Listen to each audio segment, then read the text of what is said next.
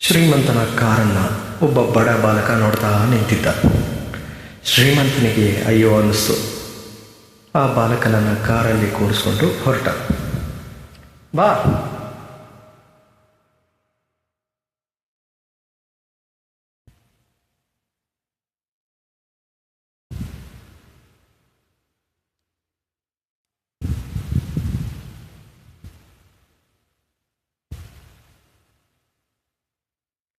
ನಿಮ್ಮ ಕಾರು ತುಂಬ ಚೆನ್ನಾಗಿದೆ.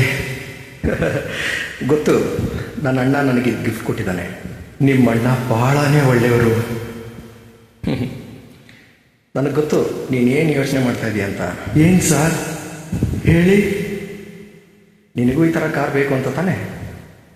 ಇಲ್ಲ ಸರ್, ಇಲ್ಲ.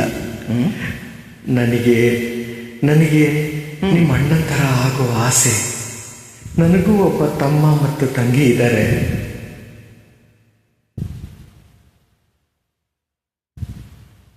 ನಮ್ಮ ಯೋಚನೆಗಳು ಯಾವಾಗಲೂ ಎತ್ತರವಾಗಿರಲಿ, ಆಸೆ ಅಲ್ಲ.